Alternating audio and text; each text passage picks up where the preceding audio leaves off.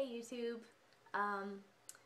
So a while ago I posted a video about my experiences trying to come off of Celexa, or actually the generic version Citalopram, and that video seemed to have gotten a lot of hits. Seems like people are really looking for advice in that area, so I thought I'd give an update on how it's been going. So I started weaning off in early November. It is now mid to late January, and I'm down from 20 milligrams to 5 milligrams, a quarter of a pill. It hasn't been really horrible as far as physical symptoms. I have had some of the brain zaps, but it's not nearly as bad as when I used to forget to take a pill entirely. I'd get pretty bad and frequent ones, but I will every so often for a few days in a row, especially right after I lower my dosage, get a little bit of the brain zaps, just, you know, when I turn my head or anything like that. It's really not something that interferes with my functioning at all. And if it gets pretty bothersome, I'll just go back up to my previous dosage for 1 or maybe 2 days, usually just 1, and then come back down, and you know, that seems to kind of stave off some of the symptoms. What was I saying? The key really is just to go very slowly. I've been doing this for several months and I'm not done with it yet. I'll probably be cutting down to 1/8 of a pill pretty shortly. But it can be done. There are, you know, some unpleasant things that happen. As far as anxiety, it's not as bad as it was when I was first coming off, so I would say just be patient with that. I do have some days where I have heightened anxiety and I just think to myself, well, it's just the withdrawal, and I keep going, and usually by the next day it's completely gone. You know, I just take a little bit of Klonopin if I need to. I've had, I think, 1 panic attack, and it was a very small one. I've had a few limited symptom ones, but I usually got those anyway while I was on the medication, and I'll just take a little bit of Klonopin for that and wait it out. So it really hasn't been terrible.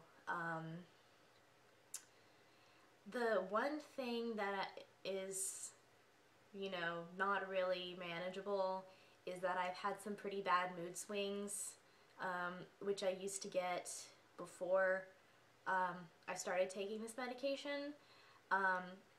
I've had some, I think 2 or 3 times when I've had some really bad, like, depressive moments, not like wanting to kill myself or anything, but you know, crying a lot for really absolutely no reason, and you know, being really, you know, not treating my boyfriend well and that kind of thing. And a few days ago I had, actually maybe it was last weekend, I can't quite remember, it was a while back, but I had a really bad episode, no, it was a few days ago, I had a really bad episode of anger, which followed after actually one of those crying episodes, and I was crying for several hours and not really knowing why.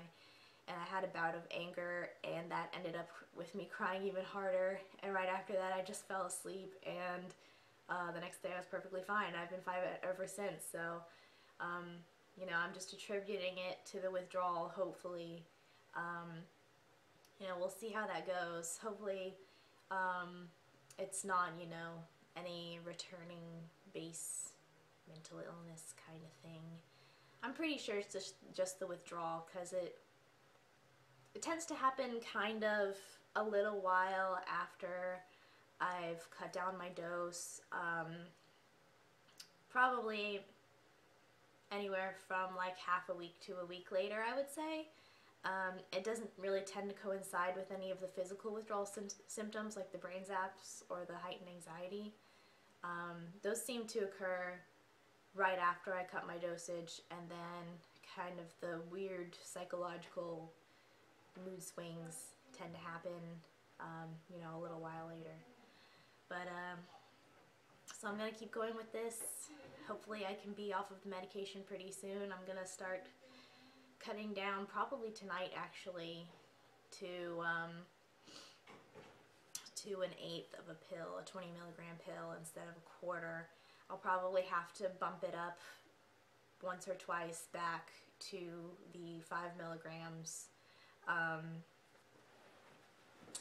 then after that, after I finally get used to the eighth, I'll start taking probably an eighth every day until there are no more symptoms. So I think the key with this is, yeah, it can suck, but if you go slowly, the symptoms will be a lot less severe.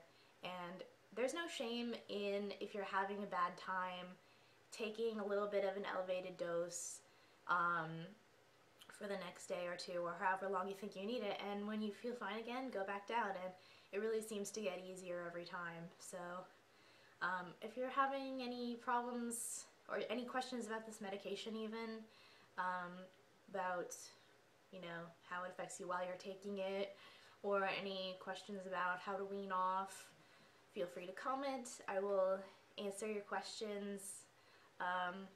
Let me know what your experiences have been, if it's similar, or if you've had a harder time, or maybe even easier time. I've heard of some people that have come off of it completely and had no ill effects. Like, my partner did that when he was taking antidepressants. He just kind of stopped and he completely got over it in like 2 or 3 days, which is pretty amazing.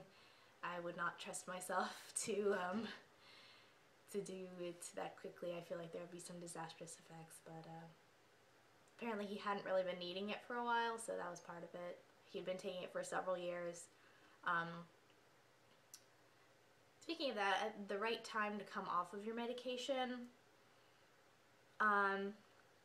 definitely at least 6 months to a year after you've started taking it, because that's the time that's needed for it to really start working and for your brain to kind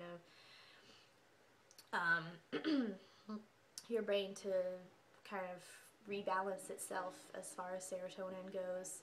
So I took it for about 2 years, more than 2 years, almost 3 years, I think I'm calculating that right, but you know, I think you will probably know for yourself. Just don't rush it. And if you're, you know, if you get suicidal or you start having really bad panic attacks, there's no shame in staying on the medication. You know, some people might need more of it than others, but yeah, so just listen to your body, listen to your mental health. Don't do anything too risky. If you start coming off of it and you start feeling that things that are happening to you aren't just withdrawal, you know, don't put yourself at risk. You know, do what's healthy. So hopefully this is helpful. Let me know if you have any questions, comments, anything like that. Bye guys.